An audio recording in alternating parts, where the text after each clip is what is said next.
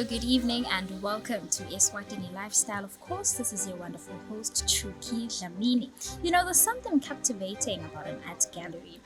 The air buzzes with creativity, and every corner holds a surprise.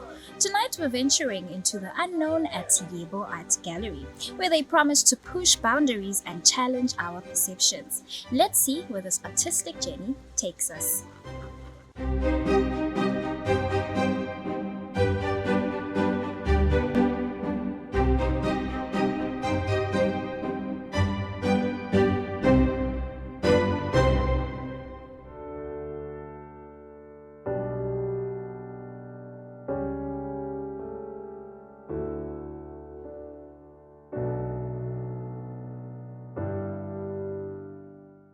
We set it up in 2010, which is me and Pete and Dane, because we wanted to create a space for artists. We're artists ourselves, and we were kind of complaining that there was no permanent place for contemporary art and exploring it.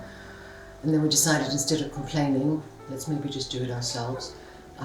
We've been in the business, creative business, but more with screen printing. We had our own company, and we had shops with our own range. But then we felt now was the time, which Pete and I had always wanted to do, was have an art gallery. We've done a lot of exhibitions. We've worked with over 100 artists. I think at the end of this year, we'll be having our 60th art exhibition.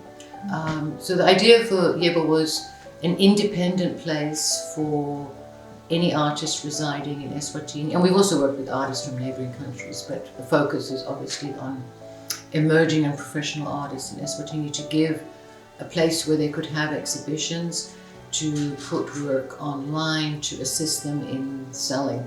And since I'm like an artist myself, it was like creating a place that I would like to work in, and also to look after artists, which is important. Wonderful. So then what role do you see the gallery playing in the Eswatini art scene? I think everyone has a role to play. We I think having a permanent place where we're open 6 days a week, where artists can walk in to see shows. They can come in and get free advice. They can use our library. Having a place where you're permanently there. It's not just some random shows that go up. But also a place where we try and work together with artists and see what some of the challenges are. And I think the main thing is promoting and putting things online. There's been issues with that. Payment gateways has been a huge challenge, which I'm hoping is going to be resolved this year. Because if artists are putting their work up and you're just reliant on the local sector for selling your work, you're in trouble, because our country, our economy is stagnant at the moment, and there's not much money going around. People are kind of broke, and art is more of a luxury item. So we do need to get out to a wider audience, and going online, we need people to be able to pay with credit cards and so forth. So that has really hindered our growth in comparison to what artists have very easy access to that in South Africa, for example. So we will lobby and sort of work on those issues for artists, and then also put things up online. I think one of our aims also with the gallery was, if anyone is visiting Eswatini, they're not going to know where individual artists are or where their studio is to have different exhibitions work in one place. People can come in and see. And usually when people come in, they're like, wow, are quite blown away by the talent that is happening in Eswatini. So I think we're here to promote, make noise, and help. Yes, that's it. Yeah. This is after war. So this is, because it was about women fighting against patriarchy and the violence it causes. And then they've killed off patriarchy. And then it's like Venus rising up and sort of celebrating a world run by women. But that was the earlier painting, which was women kind of watching. It was also the sort of degradation of the planet and the violence that we feel men generally perpetuate, and women are kind of watching that. And then instead of staying quiet, they're turning around, and then they're off as warriors. What excites you most about the current generation of Eswatini artists? I admire the artists because they work against all odds at the moment. I think life is very hard for contemporary artists, and yet despite that, the creativity, the original ideas that are coming forth, is amazing. If I look back, because we have the whole portfolio, all the exhibitions are online on our website. And if I go back to 2010 and then I look at work that's been coming out in the last few years, I'm seeing a huge jump in kind of just the quality of work and the concepts that are coming up. I think young artists, some are maybe just emerging. The future is with the young people, you know, and where contemporary art is kind of gonna go. But I'm very excited, but at the same time I'm also concerned. We had a meeting on Saturday for all the artists, and the topic was the future of art. And we knew there were a lot of challenges, so we wanted artists to share that. They filled out a questionnaire. So we're currently doing a report on that, which we will share out. And then, but it was also, what are the solutions? And some of the things that were coming up was, which is of concern to me, that a lot of the artists want to leave the country because it is so hard to make ends meet here. And if we have a country where we don't have artists and we don't have authors and we don't have poets, I'm like, what kind of country is that? You know, we need that. A lot of the artists are the ones, for example, like with our logo, people often ask why our logo is a rabbit. We chose the rabbit because in folk tales, the rabbit is the maverick, it's the troublemaker, it asks questions. And that's how I see artists. And we need young artists and old artists, because they're all ages. I mean, at Yebo we've got artists from kind of aged 18 to 84. But we need the kind of troublemakers, people who ask questions, who stir it up. And often artists are the ones who tune into what's going on, you know? And they'll kind of portray back to us what is happening, what they're feeling, and which the public can then also see, oh, I thought I was feeling that just myself, but it's kind of in the air. It's exhibited a few times with us. Thabo Lukele, also self-taught artist based in Lobamba. Pindile Mamba is one of our best-selling artists. Her work, we don't have any other of her work here because she's exhibited at Latitudes Art Fair. So a gallery in South Africa took all her work and she's taken it there. Yeah. It's one of my paintings. Kelempilo, he's one of the artists who will be, in those still lives, who will be exhibiting at the forthcoming exhibition. It's going to be Kelempilo together with Fela. Yeah. This one's called The Poor Billionaire. This is amazing. And it's about wealth, and it's also about sharing. So there's a very interesting story there. Yeah. And then some of the work is from our last show. Sinenkosi, another amazing photographer. That's one of Kulakani's early works, and Sinenkosi, and then another one by Nati, who's going to be doing the solo. Yeah. And then we've also got a work by Wema, but that one is a little bit more provocative. And one, I think, crazy issue that came up when we had the workshop was the amount of requests artists get to work for free. In return, you will get exposure. Some of it might be a charity thing, but it's maybe big corporates are doing something with charity. You know, and big corporates all have nice salaries, so they're going out to do good, and then they're like, hello artists, come, and if you could work for free.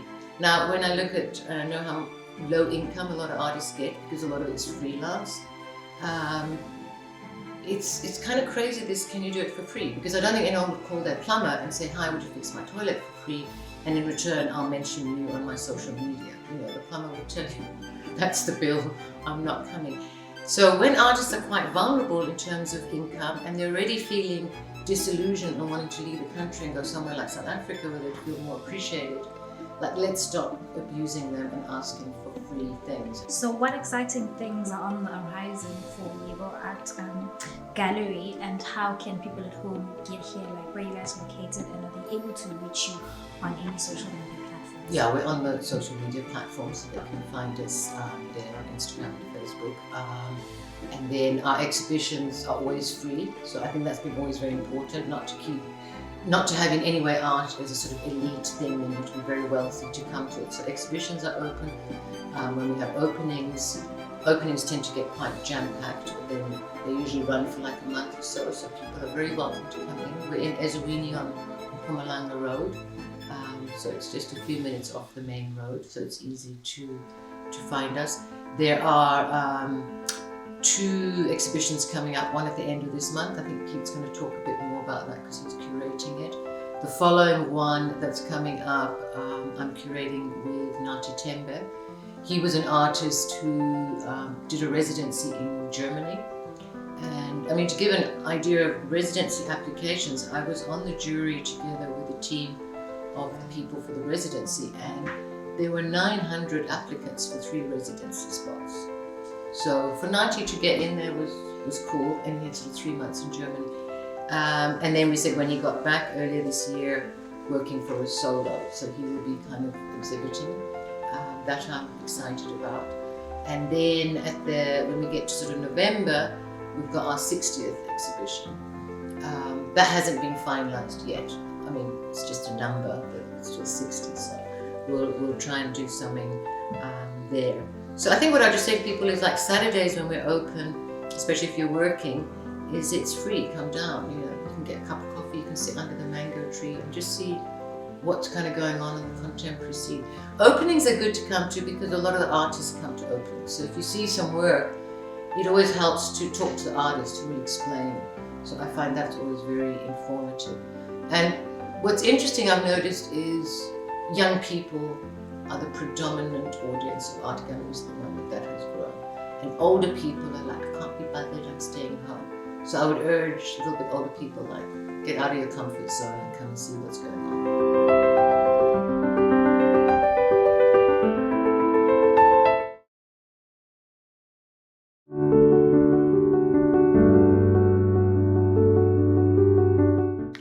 We're about to carry on screen printing this fabric, which becomes tablecloths, table runners, curtains, whatever. It gets cut up later and sewn. So what we're going to show you now is how we do the process. We've already printed alternative prints on the table, as you can see. Now we're going to fill the gaps as we go along. You'll see the fabric ink gets put into the screen on the table, and then Kalsele will stand that side, I will stand this side, and using this squeegee, we are calling this a squeegee, we don't have the name in Eswatini. Okay, so this tool is very important to us. It's a rubber edge, and that forces the ink through the silk onto the fabric, and that's why it's called silk screen printing. And so I can show you. Can you hold the screen up so you can see? If you look at the screen, you can see right through it, and that's where the ink goes through all the clear areas, and all the dark areas the ink is blocked. So that's how we screen print. It's all a matter of blocking certain areas in the silk and leaving others open. So you'll see the process unfold as we go along. Okay. So what we're going to do is use the sharp edge of the squeegee to push the ink through the silk, and then we'll move on to the next one. We're going to run the squeegee along that. Okay, ready?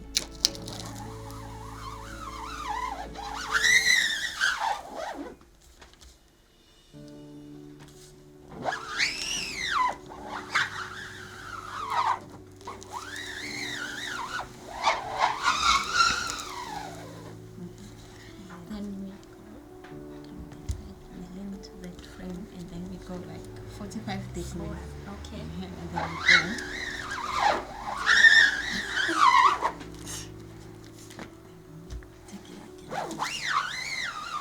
From the same angle to here.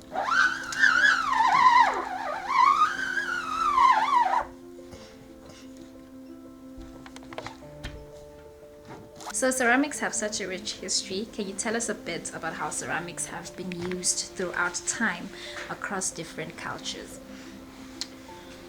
Well, I'm not really a historian, but I know in ancient Phoenicia, China, ceramics have been found, and even recently in the last 50 years in China they found the terracotta soldiers where they've unearthed them underground and re-pieced them together.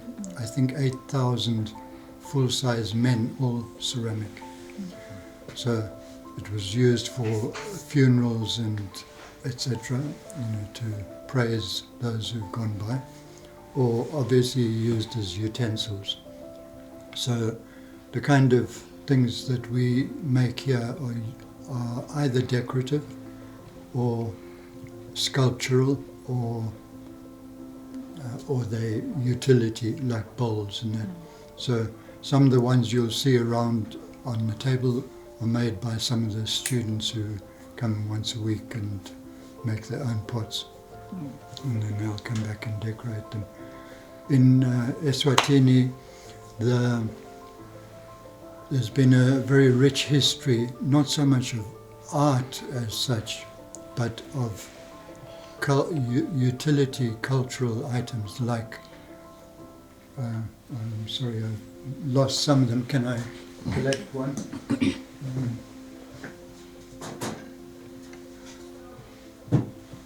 Ones like this. These are made in Eswatini by Swazi artisans, and they are completely unique. When I was teaching at Waterford before, we made a movie of the woman making these, digging the clay at the river, carrying it to the homestead, spilling the clay onto plastic sheets, drying it in the sun, crushing it, adding water, and sitting in a community group and moulding the pots for mkombos or whatever. Yeah. Okay, so we took those women up to Waterford. They taught my art students how to make traditional pots. My students taught them how to work on a pottery wheel and using sort of modern technology.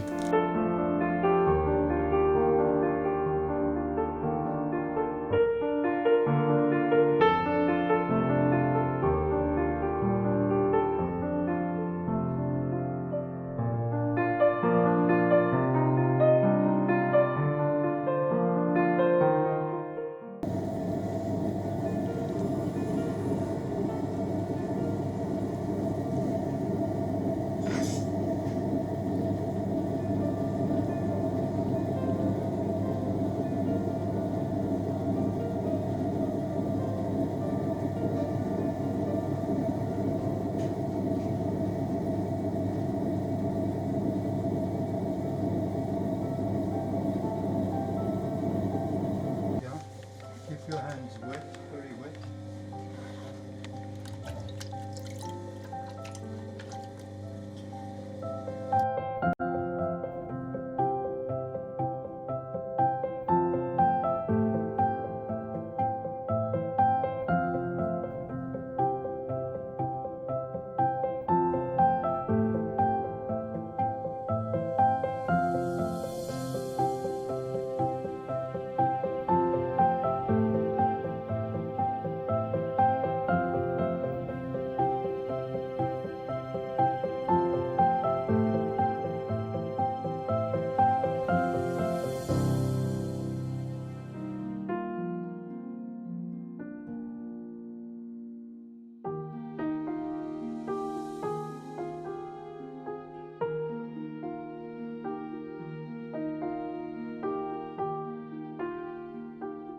Push. Tight. Yeah, just push. Okay. Thank you. 92%. Ah, thank you. Okay, thank you.